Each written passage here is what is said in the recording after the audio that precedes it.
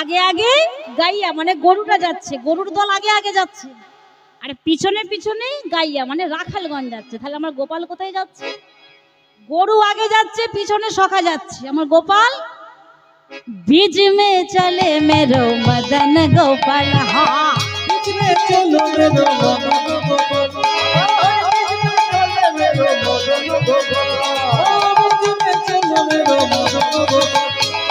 बीच में चले मेरो मदन गोपाल, बीच में चलो मेरो मदन गोपाल, छोटी छोटी गैया छोटे छोटे ছোট ছোটে যাচ্ছে তো বটে। তাদের দেখতে কেমন লাগছে, গায়ের রংগুলো কেমন, দূর থেকে পদকবি দেখছে কেমন দেখতে লাগছে। কালে কালে গাইয়া গোরে গোরে গোয়াল, কালে কালে গাইয়া গোরে গোরে গোয়াল, বলছে কালো কালো গরু, আর গোরে গোরে মানে ফর্সা ফর্সা গোয়ালা ছেলে। কালে কালে গাইয়া গোরে গোরে গোয়াল,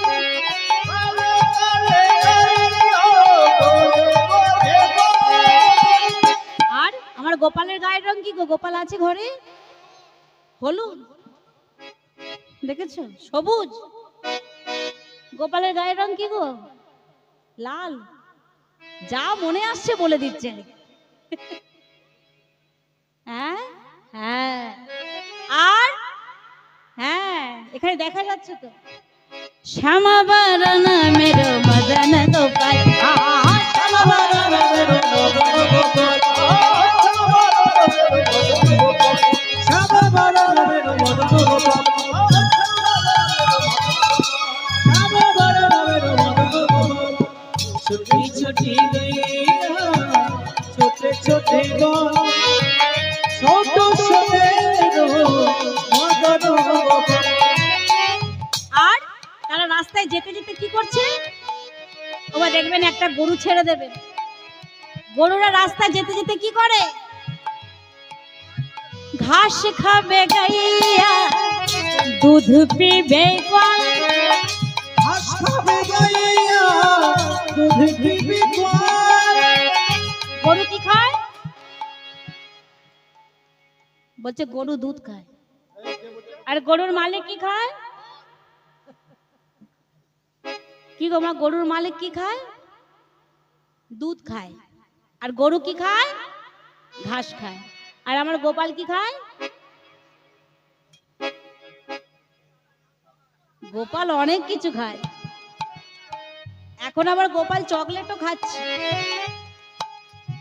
জন্মাষ্টমীর দিনে দেখবেন কে চকলেট দিয়েছে, কে চাউমিন দিয়েছে, কে আইসক্রিম দিয়েছে। আমার গোপাল এখন সব খাচ্ছে। হ্যাঁ, বিরিয়ানি খাচ্ছে, গোপাল সব খাচ্ছে। তাই গোপাল কি খায়? ঘাস খাবে গাইয়া দুধ পিবে গোয়াল,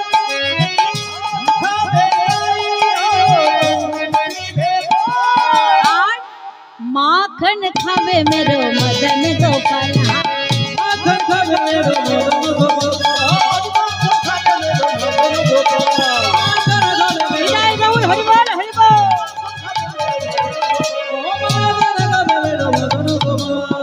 छोटी छोटी गैया छोटे छोटे गोल, छोट छोटे गोल मदन गोपाल, छोटे छोटे गैया छोटे छोटे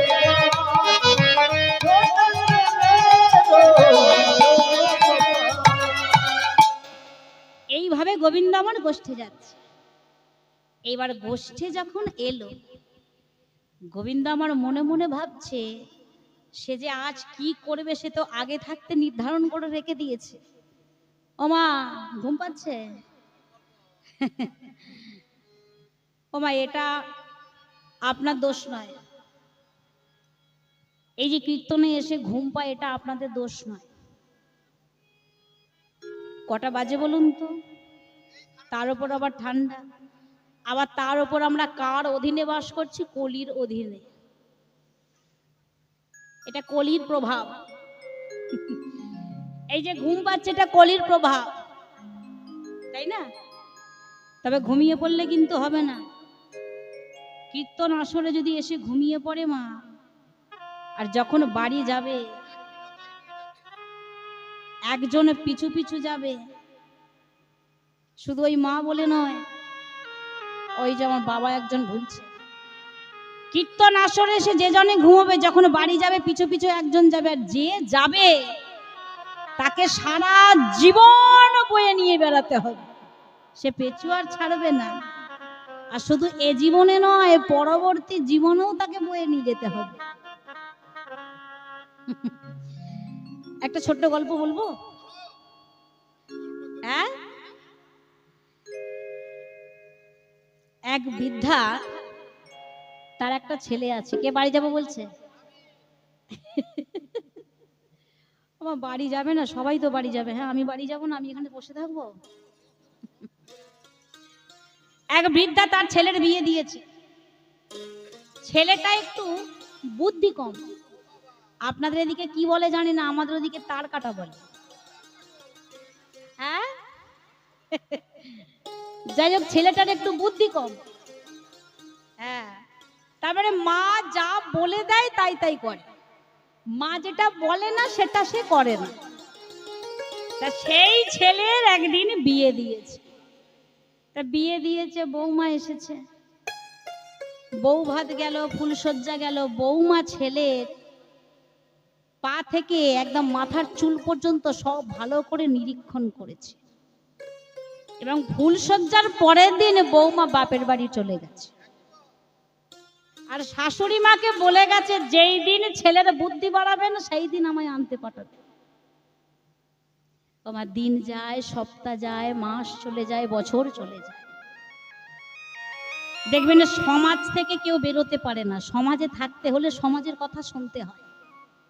তাই সেই বৃদ্ধাকে সমাজের লোকে অনেক কথা বলে, যে ছেলের বিয়ে দিয়েছো, বউকে নিয়ে এসো, কদিন ছেলে এইভাবে থাকবে। তাই একদিন সেই মহিলা মনে মনে স্থির করলো, ছেলেকে বুদ্ধি শুদ্ধি বাড়িয়ে বৌমাকে বুঝিয়ে সুঝিয়ে নিয়ে আসতে হবে। এই বলে খোকাকে ডাকছে, ও খোকা। আমার খোকা ঠান্ডা লেগেছে গো, সর্দি করেছে। ও খোকা, বাবা বিয়ে তো হলো। হ্যাঁ, বিয়ে হয়নি বাবা, 1 বছর বউ চলে গেছে বলে বউকে ভুলে গেলে হবে? বলছে বাবা, বৌমাকে তো নিয়ে আসতে হবে। হ্যাঁ, তা শোন বাবা, যা শ্বশুর বাড়ি গিয়ে বৌমাকে নিয়ে আয়। আরে শোন শোন বাবা, শোন শোন, দেখেছো বৌমাকে আনার জন্য তাড়াহুড়ো লেগে গেছে। বৌমাকে যে আনতে যাবি, তার নতুন জামাই কখনো খালি হাতে যায় মা? একটা বড় মিষ্টির হাঁড়ি নিয়ে যেতে হয়। হ্যাঁ হ্যাঁ, এত বড় মিষ্টির হাঁড়িটা নিয়ে শ্বশুর বাড়িতে যাবি। আর শোন বাবা, বলা তো যায় না, বুদ্ধি কম। রাস্তায় যেতে যেতে আমার ছেলে যে বোকা, সবাই তো জানে। যদি রাস্তায় দাঁড়িয়ে ভুলিয়ে চুলিয়ে তোকে যদি দুটো খাইয়ে দেয়, যেন এই হাঁড়ি থেকে কিছু খাস না বাবা। এই হাঁড়ি নিয়ে গিয়ে শাশুড়ি মায়ের হাতে দিবি, আর শাশুড়ি মাকে ষষ্ঠাঙ্গে প্রণাম করবি। হ্যাঁ, সবাইকে প্রণাম করবি বাবা। বৌমাকে যেন করিসনি, বৌমাকে বাদ দিয়ে সবাইকে করবি। বলা যায় না। বাবা চলে যা, চলে যা, যা হোক করে যা।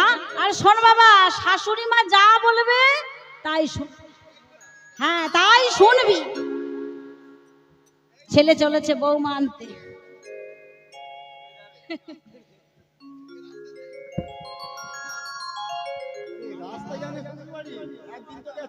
বাবা বাবা জীবন যে, বাবা কত বড় মিষ্টি এনেছে গো, মা পাঠিয়েছে। বাবা ভালো, বাবা। হ্যাঁ, তুমি ভালো আছো বাবা? মা ভালো আছে। আমার শাশুড়ি মা কিন্তু বুদ্ধিমান। হ্যাঁ, শাশুড়ি মা জামাইয়ের সঙ্গে কথাবার্তা বলে একটু সাইডে সরে গিয়ে দাঁত মুখটাকে খিচিয়ে বলছি, বাবা গো জামাইয়ের দাঁতগুলো কি নোংরা, কতদিন দাঁত মাজেনি গো, কি গন্ধ কি গন্ধ। কিন্তু বলতে পারছে না জামাই হয়, কিন্তু বুদ্ধি করে তো পাড়ার লোকের সাথে বাড়ির লোকের সাথে আলাপ করাতে হবে, এমন দাঁত নিয়ে তো আলাপ করাতে পারবে না। বলছে, ও বাবা এই পয়সাটা নাও, এই পয়সাটা নিয়ে না এই সামনের বাজারে ভালো আখ বিক্রি হয়, তুমি একটু আখ কিনে না চিবিয়ে চিবিয়ে খেয়ে এসো বাবা।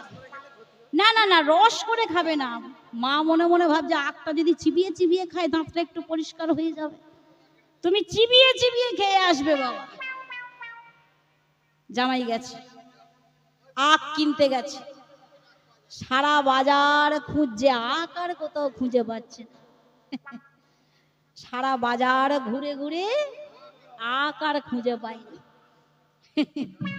লাস্টে আসার সময় মনে মনে ভাবছে শাশুড়ি মা যে পয়সাটা দিল কিছু তো খেতে হবে, তা আখ আর খুঁজে পায় না, একজন দেখে কালো জাম নিয়ে বসেছে, তা ওই পয়সায় কালো জাম কিনে খেয়ে বাড়ি এসেছে। শাশুড়ি মা এসে বলছে, বাবা আখ খেয়েছো বাবা? তা কি খেয়েছো বাবা? সর্বনাশ করেছে। তাহলে যে কারণে পাঠালাম যাতে দাঁতটা একটু পরিষ্কার হয় সেটা তো হলোই না, উল্টে কালো জাম খেয়ে দাঁত মুখ জিভ যতটা পরিষ্কার ছিল সব কালো করে ঘরে। গল্পটা বললাম কেন? হ্যাঁ, ওই যে বললাম কীর্তন আসরে এসে যখন বাড়ি যাবে ঘুমিয়ে টুমিয়ে, ওই পিছু পিছু একজন যাবে। মানুষ কীর্তন আসরে আসে কেন? বাস্তব কথা, রাগ করবেন না কিন্তু। হ্যাঁ, কীর্তন দেয় কেন, কীর্তন করে কেন, আর কীর্তন শোনে কেন? প্রধান মূল কারণ হচ্ছে পাপ ক্ষয় করার জন্য, তাই না? আগে মনটা হবে বাবা যা পাপ করেছি একটুখানি কীর্তন শুনে আসি বাবা, যদি একটুখানি পুণ্য অর্জন হয়, তাই না? তারপরে তো আরো কারণ। তা সেই পুণ্য অর্জন করতে এসে যদি কীর্তন আসরে ঘুমিয়েই পড়লাম, তাহলে পুণ্য তো অর্জন করা হলো না, উল্টে যত পাপ ছিল তার মাথায় চাপিয়ে নিয়ে বাড়ি যাচ্ছে। তাই ঘুমোলে হবে না, যত কষ্টই হোক না কেন এই নয়ন দুটোকে জাগিয়ে রাখতে হবে। তাই সবাই মিলে একবার জোর সে নিতাই গৌর হরি বল হরি বল হরি বল। সবাই মিলে বন মাঝে এসে কানাই আমার বলছে, আজ শ্যাম সিদামে বলে চলো হো কালিন্দি কোলে,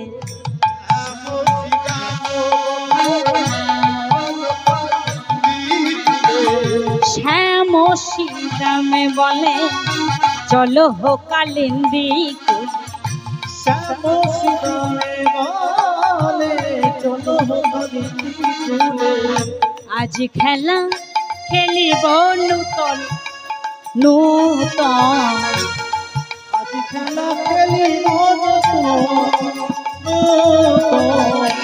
সীতামাদি সখা সঙ্গে যায় নানা রস রঙ্গে,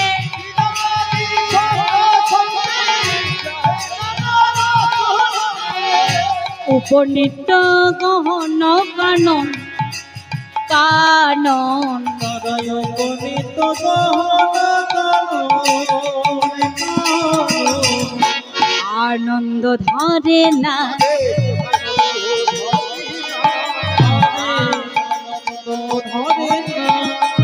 আনন্দ, প্রাণ গোবিন্দ কাছে পেয়ে আনন্দ ধরে না, তাদের আনন্দ ধরে না। নিতাই গৌর হরি বল।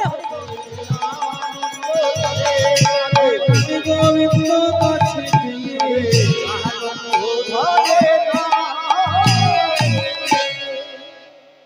সবাই মিলে মনের আনন্দে কানাই যেদিকে বলছে সেদিকেই যাচ্ছে। কালিন্দির কুলে এসে এইবার কানাই মনে মনে বলছি, সখাদের ঘরে এইবার প্রস্তাবটা দিই, দেখি কি বলে। এই বলে কানাই কি বলছে গো, কানাই ও কহিছে ভাই খেলো সবে এই ঠাই। কানাই কহিছে ভাই হ্যালো সবে এই ঠাই।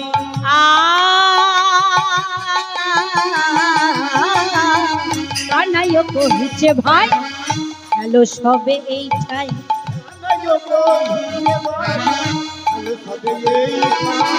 ধেনু বৎস চরাও এই বনে,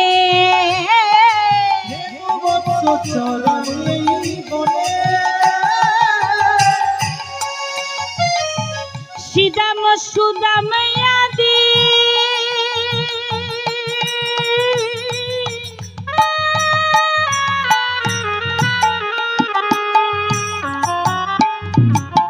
হরষিত হয়ে সবই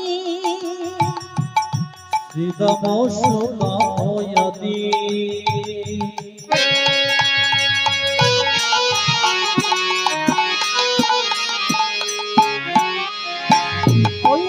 হরষিত হইয়া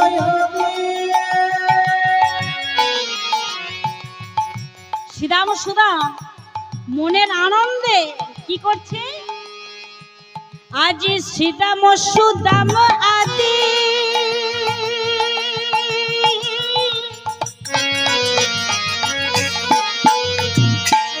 হরষিত হয়ে সবই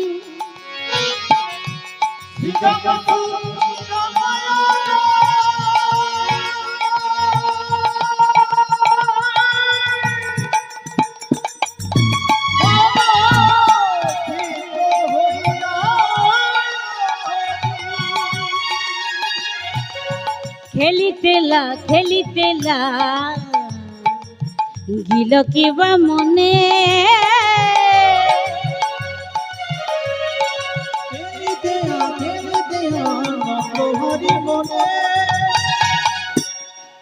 কানাই আমার বলছে, ও সুদাম ও সুদাম এইখানে আমরা আজ খেলো। সেই খেলাটা হচ্ছে কোথায়, কদম্ব তরুয়া তলে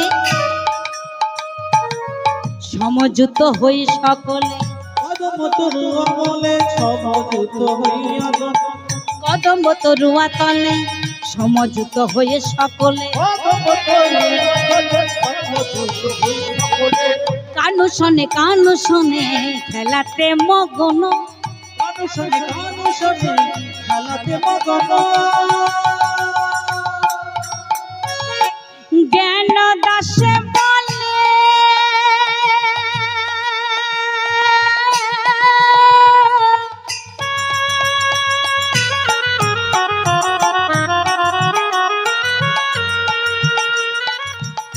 আজি হেথা খেলার ছলে,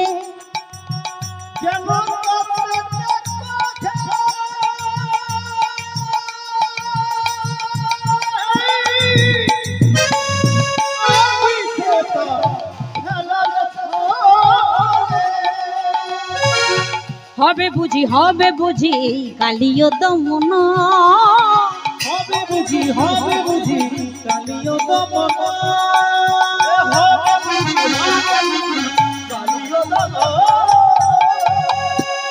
বলি খেলার ছলে হবে দমন, খেলার ছলে হবে দমন। কালিও না আজি আর খেলার ছলে হবে দমন, কালিও নাগের হবে আজি খেলার ছলে হবে দমন। বলে খেলার ছলে হবে দমন, হরি বল হরি বল।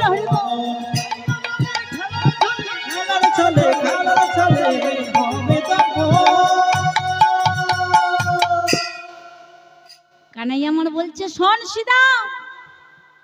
সুদা আজকে আমরা এইখানে খেলা করব। ওই ধেনু বৎসগুলিকে কাছে পিঠে ছেড়ে দে, ওরা কচি কচি ঘাস খাক আর আমরা একটু নতুন খেলা খেলি। গোবিন্দ আমার বেছে বেছে কোনোদিন প্রতিদিন যে খেলাটা খেলে সেই খেলাটা কিন্তু খেলছে না। সব থেকে কঠিন খেলা, যে খেলায় পরিশ্রম হবে বেশি। দেখবেন খেলার তফাৎ আছে। বসে বসে লুডো খেললে কষ্ট হয় না, কষ্ট হয়, সেটাও কিন্তু খেলা। আর ছুটে ছুটে কাবাডি খেললে কিন্তু কষ্ট হয়, কিতকিত খেললে কষ্ট হয়, ছুটোছুটি খেললে কষ্ট হয়, কিন্তু বসে বসে লুডো ঘুটিম এইসব খেললে কিন্তু কষ্ট হয় না। তাই গোবিন্দ আমার বেছে বেছে একটা শক্ত মতন খেলা দেখেছি, যেটা যে খেলা খেললে পরিশ্রম হবে। তাই সবাই মিলে হাতে তালি তালি দিয়ে গিরি গোবর্ধন ভ্রমণ করবে আর নেচে নেচে বেড়াবে। এই হলো খেলা। কি ভাই আনন্দে খেলে সবে দিয়ে করো তালি, আনন্দে খেলে সবে দিয়ে করো তালি, আনন্দে খেলে সবে দিয়ে করো তালি, আনন্দে খেলে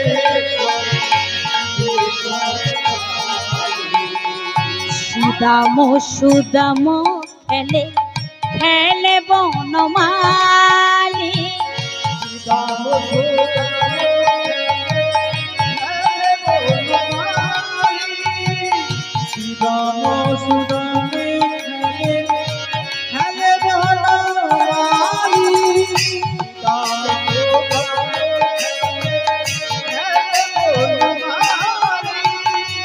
সকল শাখা নৃত্য করে কানাই কানাই বলি,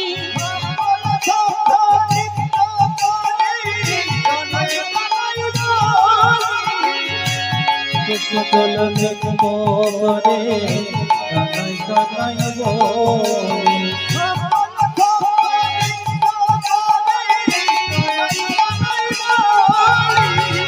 আনন্দে খেলে সবে দিয়ে করো তালি। একটু উলুধ্বনি হয়ে যা।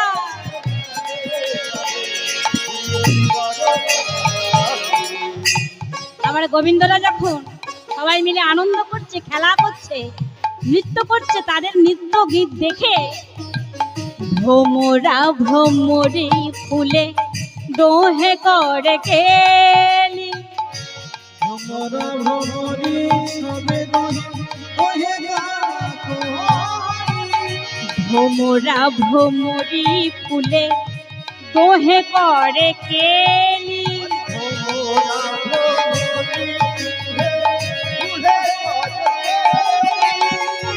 ময়ূর ময়ূরী নাচে পেখম মেলি,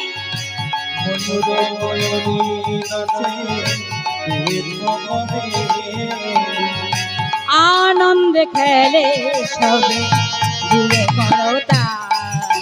নিতাই গৌর হরি বল হরি বল।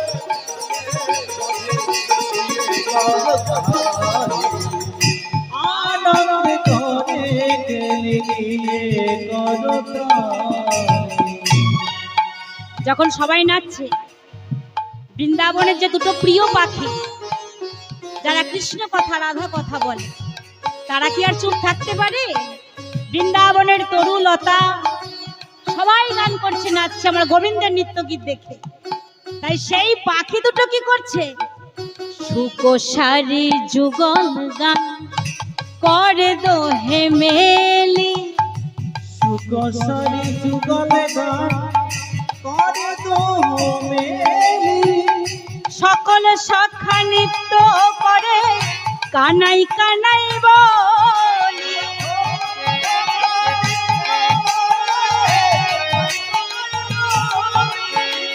সকল শাখা নৃত্য করে কানাই কানাই বলি, সকল শাখা নৃত্য করে কানাই কানাই বলি, আনন্দে খেলে সবে দিয়ে করো তালি।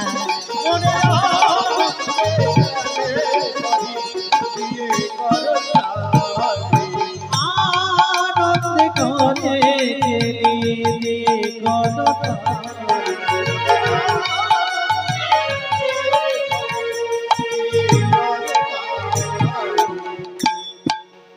গোবিন্দ আমার সখাগণকে সঙ্গে করে নিয়ে বেশ পরিশ্রম নিয়ে খেলছে। সকল সখা মিলে মনের আনন্দ করতে করতে নৃত্য গীত গাইতে গাইতে গিরি গোবর্ধন পর্বত পরিক্রমা করছে। এমন সময় পরিক্রমা করতে করতে কি হলো, এই যে আমি হাঁপিয়ে গেছি, কি লাপালাপি করলে তো একটু হাঁপিয়ে যাবে, তাই না? তাই সকল সখাগণ কি হলো, আজ খেলিতে খেলিতে সবাই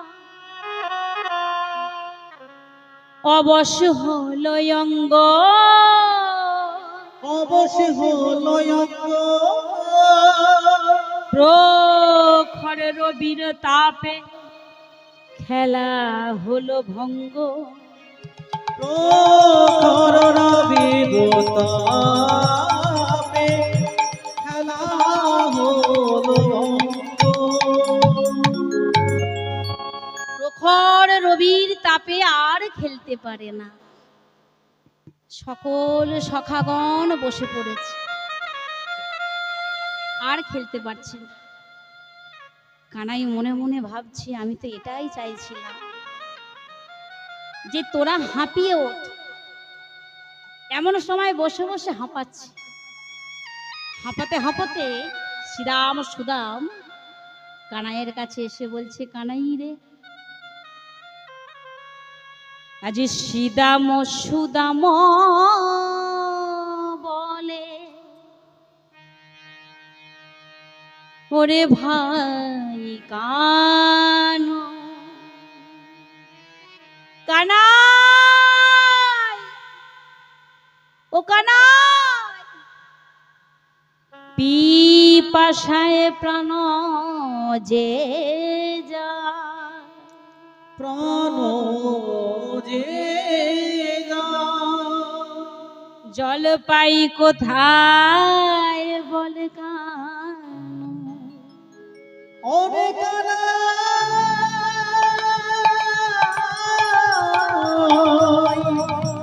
পিপাসায় প্রাণ যায়, জল পাইব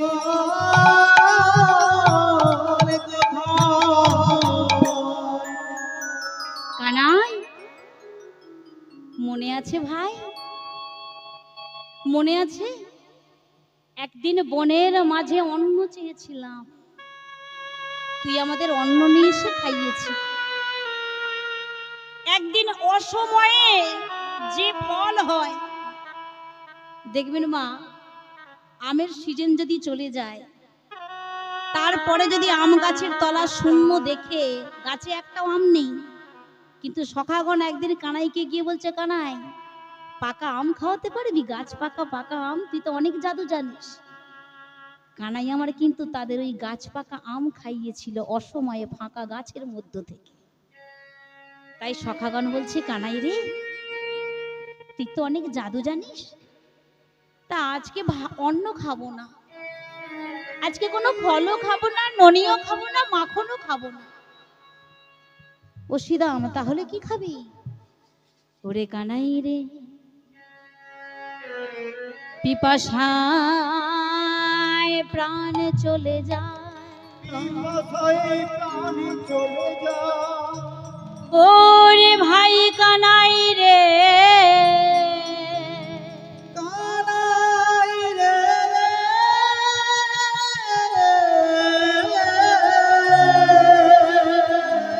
জলের সন্ধান যদি দিতে পারিস, জলের সন্ধান যদি দিতে পারিস, তাহলে বড়ই উপকার হয় ভাই কানাই।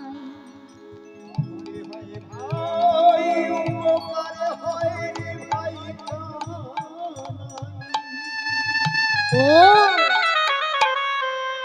তোরা জল খাবি, জল পিপাসা লেগেছে, এই কথা? গোবিন্দ আমার মনে মনে ভাবছে, আজ দেখব তোরা আমায় কতটা ভালোবাসিস, আজ দেখব তোরা আমায় কতটা ভালোবাসিস। এই বলে সখাগণকে বলছে, ও শ্রীদাম, ও সুদাম, তোরা জল খাবি, আবার এই কথা আমাকে জিজ্ঞাসা করছিস? ওই তো ওই তো কালীদহ, যা ওই কালীদহে কত জল, যা। আর শোন, তোরাও খাবি আর আমার জন্যও কিন্তু নিয়ে আসবি।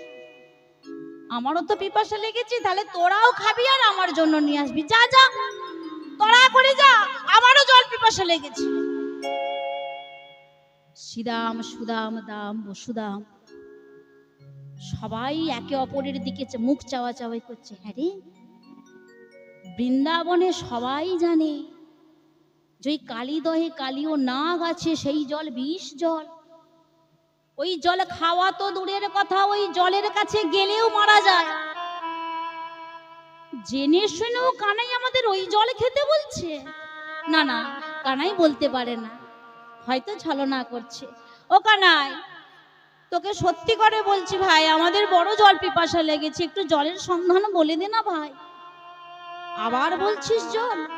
ওই তো কালীদহ, যা না, যত জল আছে সব খেগে যা। যা, জলের সন্ধান চেয়েছিস, আমি জলের কথা বলে দিয়েছি, যা খেগে যা। তোরাও খাবি আর আমার জন্যও নিয়ে আসবি। সখাগণ মনে মনে ভাবলো, কানাই তো ছলনা করছে না, কানাই তো সত্যি সত্যি আমাদের গিয়ে ওই জল খেতে বলছে। ওমা, সন্তানরা যখন ছোট থাকে খুব দুষ্টুমি করে। অনেক মা বলে